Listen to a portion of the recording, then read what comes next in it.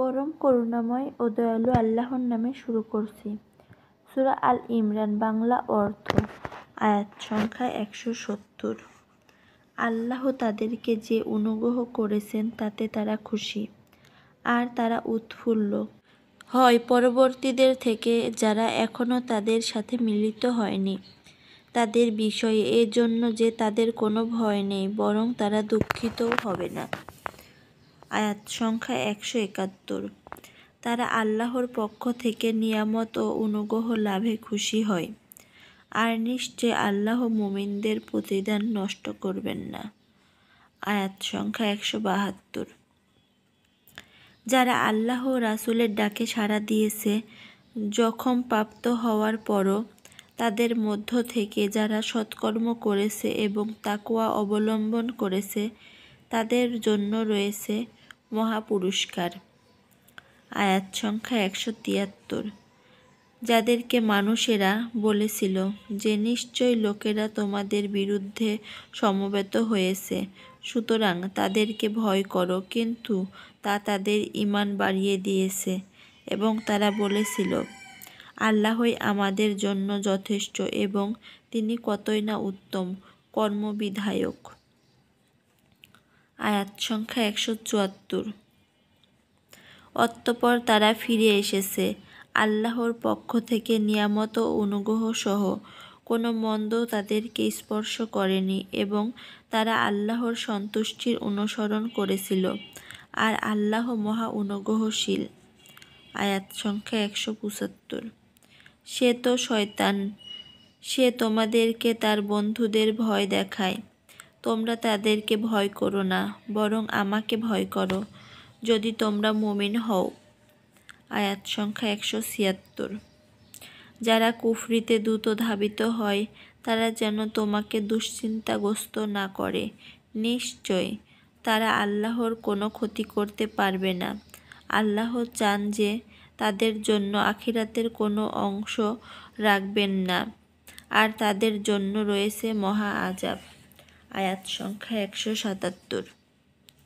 নিশ্চয় যারা ঈমানের বিনিময়ে কুফরি ক্রয় করেছে তারা কখনোই আল্লাহর কোনো ক্ষতি করতে পারবে না, আর তাদের জন্য রয়েছে যন্ত্রণাদায়ক আযাব। আয়াত সংখ্যা ১৭৮।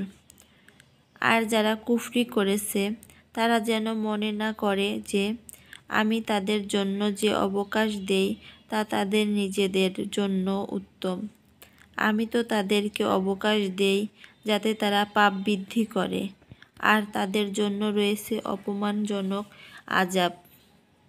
আয়াত সংখ্যা ১৭৯। আল্লাহ এমন নন যে তিনি মুমিনদেরকে এমন অবস্থায় ছেড়ে দেবেন যার ওপর তোমরা আছো, যতক্ষণ না তিনি পৃথক করবেন অপবিত্রকে পবিত্র থেকে।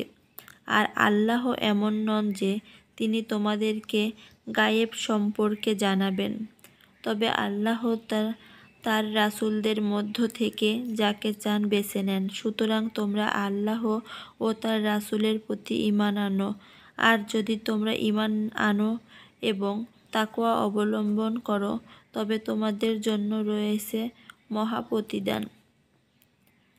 আয়াত সংখ্যা ১৮০। আর আল্লাহ যাদেরকে তার অনুগ্রহ থেকে যা দান করেছেন তা নিয়ে যারা কৃপণতা করে তারা যেন ধারণা না করে যে তা তাদের জন্য কল্যাণকর, বরং তা তাদের জন্য অকল্যাণকর, যা নিয়ে তারা কৃপণতা করেছিল। কিয়ামত দিবসে তা দিয়ে তাদের বেড়ি পরানো হবে, আর আসমানসমূহ ও জমিনের উত্তরাধিকার আল্লাহরই জন্য, আর তোমরা যা আমল করো সে ব্যাপারে আল্লাহ সম্যক জ্ঞাত। আয়াত সংখ্যা ১৮১। নিশ্চয় আল্লাহ তাদের কথা শুনেছেন যারা বলেছে নিশ্চয় আল্লাহ দরিদ্র এবং আমরা ধনী, অচিরেই আমি লিখে রাখব তারা যা বলেছে এবং নবীদেরকে তাদের অন্যায়ভাবে হত্যার বিষয়টিও, এবং আমি বলবো তোমরা উত্তপ্ত আযাব আস্বাদন করো। আয়াত সংখ্যা ১৮২।